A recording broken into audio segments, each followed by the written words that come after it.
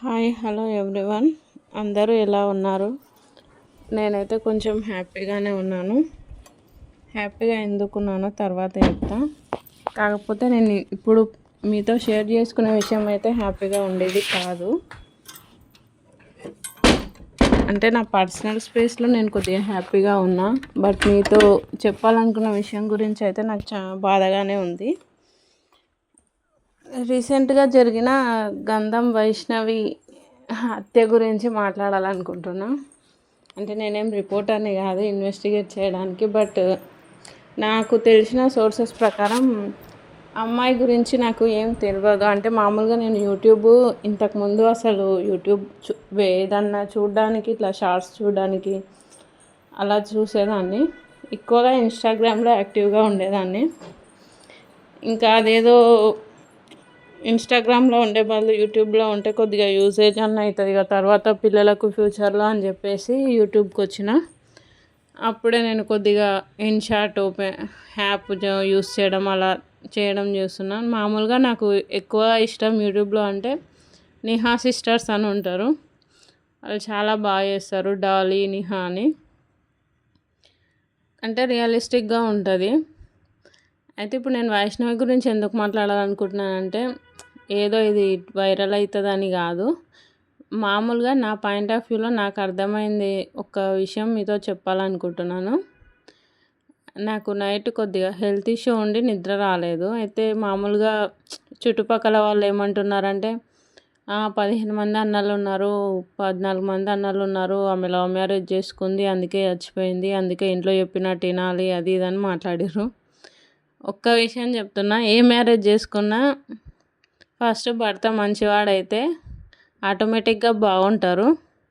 ఆమె మ్యారేజ్ అయ్యి 10 మంత్సే అవుతుందని కొందరు అంటున్నారు, 2 years అవుతుందని కొందరు అంటున్నారు. కాకపోతే ఆమె ప్రెగ్నెంట్ అనేది అయితే కన్ఫాము. ఎందుకంటే ఆమె చనిపోయే 2 days ముందు కూడా ఆమె స్కానింగ్కి వెళ్ళిన వీడియో ఉంది ఆమె యూట్యూబ్ ఛానల్లో. ఆమె యూట్యూబ్ ఛానల్ వైషు అమ్మ అని ఉంది. నాకు రీసెంట్గా తన యూట్యూబ్ ఛానల్ చూద్దామని ట్రై చేసా. బట్ వాళ్ళ బ్రదర్స్ది వాళ్ళది మాత్రమే యూట్యూబ్ దొరికింది. ఆమెది క్లియర్గా అయితే లేదు. తను డ్యాన్స్ షార్ట్స్ కూడా చాలా బాగా చేస్తుంది, ఎక్స్ప్రెషన్స్ కూడా చాలా క్యూట్గా ఉన్నాయి అమ్మాయివి. అయితే 13 మంది అన్నారు అంటే వాళ్ళందరూ కజిన్స్, ఓన్ బ్రదర్స్ కాదు. అంటే ఇప్పుడు వాళ్ళ కజిన్స్ బ్రదర్స్ కాదని నేను చెప్పట్లేదు. మామూలుగా వీళ్ళ అర్థమైన పాయింట్ ఆఫ్ వ్యూ ఏంటంటే అంతమంది ఉన్న వాళ్ళు పట్టించుకోకపోవడం వల్లనే. అదంటే ఎంతమంది అన్నలు ఉన్నా ఎంతమంది ఫ్యామిలీ మెంబర్స్ ఉన్నా భార్యాభర్తలో ఒక థర్డ్ మెంబర్ని ఇన్వాల్వ్ చేయొద్దు. అది కూడా వాళ్ళు ప్రతిసారి ఆమె గొడవ పడ్డాం, మేము మా హస్బెండ్ అఫైర్ పెట్టుకున్నాడు అలాంటి వీడియోస్ పెట్టినప్పుడు కూడా అందరూ అది వాళ్ళు ఏదో వ్యూస్ కోసం చేస్తున్నారనే అనుకున్నారు. కాకపోతే అమ్మాయి చాలా రియలిస్టిక్గానే ఉంది. కాకపోతే ఎవరు నమ్మలేదు అప్పుడు. ఇప్పుడు చనిపోయిన తర్వాత మీరు పెట్టిన వీడియోలన్నీ నిజమా మాకు తెలియదు అని మాట్లాడుతున్నారు. అందుకే ఏదైనా సరే పర్సనల్ స్పేస్ అనేది కొంచెం మెయింటైన్ చేయడం ముఖ్యమని నేను అనుకుంటున్నాను. మామూలుగా వీడియోలు చేయొద్దని నేనేం చెప్పట్లేదు. కాకపోతే మరి పర్సనల్ స్పేస్ అనేది కూడా కొంచెం ఉండాలి. ప్రతి చిన్నది కూడా వీడియో తీసి పెట్టాలంటే మనం చాలా పెట్టవచ్చు. అది కాకుండా ఇప్పుడు యూట్యూబ్ కోసం వ్యూస్ కోసం అలాంటి థంబ్నెయిల్స్ పెట్టడం వల్ల, ఇప్పుడు సపోజ్ ఒక థంబ్నెయిల్ ఉంది ఆమె ఛానల్లో, హరి ఇంకొక అమ్మాయితో అఫైర్ పెట్టుకున్నాడు అని. అది నేను ఆ థంబ్నెయిల్ కోసం చూస్తే తను వాళ్ళ హస్బెండ్ ఫోన్ పగలగొట్టింది వీడియో కూడా ఉంది. మళ్ళీ దాన్ని ఎంత బాగా ఎడిట్ చేసారు తెలుసా? వాళ్ళ ఎడిటింగ్ స్కిల్స్కి అయితే నాకు ఇంకా బాగా అనిపించింది. ఎడిట్ చేసిండ్రు. ఇంకొకటి ఆమె మ్యారేజ్ అయిన కొత్తలో వాళ్ళ అన్న, సపోజ్ వాళ్ళ అన్న తమ్ముడు సాయి ఆర్ సంథింగ్ నేమ్ ఉంది, అతను కూడా ఎంత బాగా ఎక్స్ప్లెయిన్ చేస్తుంది తెలుసా ఆమె లవ్ మ్యారేజ్ అరేంజ్ మ్యారేజ్ అది ఇది అని చెప్పేసి. అది కూడా ఒక లాంగ్ వీడియో చేసి పెట్టారు, అది కూడా ఫుల్ ఎడిట్ చేసారు. అండ్ భరత్ సాంగ్స్ అన్నీ ఉన్నాయి. అలాంటప్పుడు ఆమె లవ్ మ్యారేజ్ చేసుకుంటేనే చనిపోయింది అనేది అయితే రీజన్ కాదు. అంటే భర్త వల్ల చనిపోయింది ఆమె, లవ్ మ్యారేజ్ కాదు. మ్యారేజ్ ఏదైనా సరే, లవ్ మ్యారేజ్ అయితే మన గొంతు మనం కోసుకుంటాం, అరేంజ్ మ్యారేజ్ అయితే ఇంట్లో వాళ్ళ గొంతు కోసారు, అంతే తేడా పెద్ద. ఏ మ్యారేజ్ అయినా భర్త కరెక్ట్ ఉంటే చాలు. ఇంకొక విషయం ఏందంటే అది అదనపు కట్నం కోసం జరిగింది. వాళ్ళు పర్సనల్ స్పేస్ అనేది కూడా చూసుకోకుండా అన్ని వీడియోస్ అప్‌లోడ్ చేయడం వల్ల అది రీచ్ అనేది ఎక్కువొచ్చింది. వీళ్ళలో కాకపోతే అది అర్థం చేసుకున్న వాళ్ళ పాయింట్ ఆఫ్ వ్యూ ఇప్పుడు ఆమె చనిపోయిన తర్వాత అందరికి అర్థమవుతుంది అవన్నీ నిజమని. కానీ చాలామంది వ్యూస్ కోసం అలా పెట్టింది అలా అని అనుకునే వాళ్ళు, అపోహలో ఉన్నవాళ్ళు కూడా చాలామంది ఉన్నారు. నేనైతే అలాగే అనుకున్నాను. ఎందుకంటే ఆ థంబ్‌నెయిల్ కూడా అలాగే అనిపించింది. అయితే ఆయనకు మ్యారేజ్‌కి బిఫోర్ అఫేర్ ఉందంట. అంతా మొత్తం చూసిన తర్వాత అఫేర్ మ్యారేజ్‌కి బిఫోర్ అన్నది లాస్ట్‌కి చెప్తారు. కొద్దిగా సిల్లీగానే అనిపిస్తుంది కదా ఇలాంటి వ్యూస్.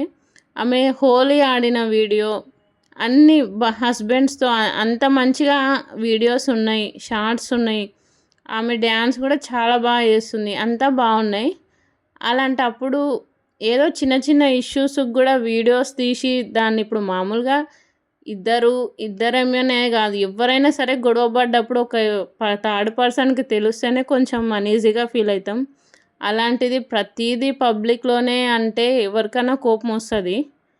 అంటే ఇప్పుడు నేను ఆమె పబ్లిక్గా పెట్టినందుకే అలా అయిందని అనట్లేదు. మామూలుగా మనకంటూ ఒక పర్సనల్ స్పేస్ అనేది ఉండాలి.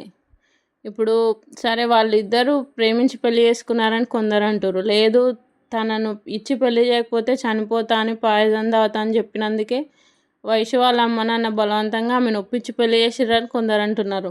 కానీ ఆమె వీడియోస్ చూస్తే బలవంతంగా పెళ్లి చేసినట్టయితే ఎక్కడా నాకు అనిపించలేదు. ఎందుకంటే ఓన్లీ వాళ్ళిద్దరూ పెళ్లి చేసుకున్న ఫొటోస్ ఉన్నాయి.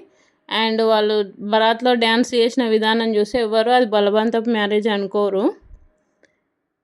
ఇంకొక విషయం, ఆమె ప్రెగ్నెంట్ అని చెప్పినా కూడా తను అలా చేసిందంటే తను సైకో అని నాకు కూడా అనిపిస్తుంది కొద్దిగా. కానీ 10 మంత్స్కే అంత ఘోరంగా తయారయ్యారు అంటే అది కొంచెం ఆలోచించాల్సిన విషయమే. అందుకే నేను ఇంతకుముందు వీడియోలో కూడా చెప్పిన, యూట్యూబ్ కాదు, ఇన్స్టా కాదు, ఏదైనా సరే మనం ఒక పర్సన్ని ఎంచుకున్నప్పుడు అది ఫ్రెండ్స్గానైనా దేనికైనా కానీ చాలా జాగ్రత్తగా ఎంచుకోవాలి. మన చుట్టూ ముసుగేసుకొని నటించే వాళ్ళే ఉంటారు. అది 90% అలాగే ఉంటారు. అందులో 10% మనం మంచోళ్ళని ఎతుక్కోవాలంటే మనకు రాసి పెట్టి ఉండాలి.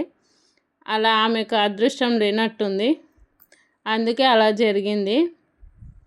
ఇప్పుడు మామూలుగా ఒక విషయం చెప్తున్నా, ఇంతగానం ఆమె అంత మంచిగా ఉంది, అసలు వీడియోస్ చేస్తుంది, మంచిగా పాపులర్ ఉంది, అంతా ఉంది.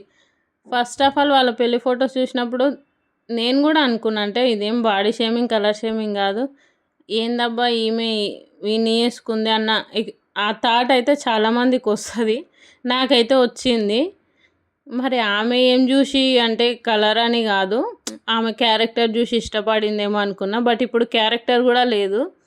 అలాంటప్పుడు ఇప్పుడు ఎవరికి నష్టం? ఆమెకే కదా జరిగింది. ప్రెగ్నెంట్ అని కూడా చూడకుండా ఇద్దరిని చంపేసిండు. మళ్ళీ ఆయన కూడా ఒక యూట్యూబరే. అయితే వీళ్ళందరూ కలిసి ఇప్పుడు సమాజానికి ఏం మెసేజ్ చేయాలనుకుంటారో నాకైతే అర్థమవుతలేదు. అంటే ఇప్పుడు చాలామందికి ఒక ఏం పడ్డదంటే, ఇప్పుడు యూట్యూబ్లు యూస్ చేయడం వల్ల, ఇన్స్టాగ్రామ్లు యూస్ చేయడం వల్ల వీళ్ళే లవ్ మ్యారేజెస్ చేసుకుంటున్నారు. వాళ్ళ ఫ్యామిలీ మొత్తం లవ్ మ్యారేజెస్. అంటే లవ్ మ్యారేజ్ అయినా అరేంజ్ మ్యారేజ్ అయినా ఎవరి లైఫ్ వాళ్ళకే ఉంటుంది, ఎవరి పెయిన్ వాళ్ళకే ఉంటుంది. మీరు అర్థం చేసుకునే విధానం మంచిగా ఉండాలి తప్ప ఏ మ్యారేజ్ అయితే ఏందని ఆల్రెడీ చెప్పిన. ఎందుకంటే వీళ్ళకి అర్థం అయ్యేది ఒకటి, వీళ్ళు చెప్పేది ఒకటి, వాళ్ళు చేసేది ఒకటి. ప్రతి ఒక్క యూట్యూబర్ కూడా అలాగే చేస్తాడని అనుకోకండి. కొందరు థంబ్‌నెయిల్స్ అలా పెడతారు, కొన్ని వీడియోస్ రియల్గా తీస్తారు. ఇప్పుడు ఆమె రియల్గా తీసిన వీడియోస్ అని ఆమె చనిపోయాక తెలిసింది మీకు. కానీ అదే అప్పుడు నమ్మి వాళ్ళు గట్టిగా మాట్లాడి అంతెందుకు అన్ని వీడియోస్ అవన్నీ చేస్తున్నారు. అంత బదులు అదేదో విడిపోయి ప్రశాంతంగా ఉండొచ్చు కదా. ఇప్పుడు ఎవరికి నష్టం జరిగింది? ఆమె ప్రాణమే పోయింది. అందుకే జాగ్రత్తగా ఉండండి ఎవరితోనైనా సరే. ముందు క్యారెక్టర్ ముఖ్యం, మన సేఫ్టీ మనం చూసుకోవాలి. ప్రతిదీ 1కి 100 సార్లు ఆలోచించండి. అది ఫ్రెండ్స్ అయినా, లవ్ అయినా, రిలేషన్షిప్ అయినా. ఎస్పెషల్లీ మ్యారేజ్ విషయంలో చాలా జాగ్రత్తగా ఉండండి. ఏమన్నా తప్పుగా మాట్లాడితే క్షమించండి. బాయ్.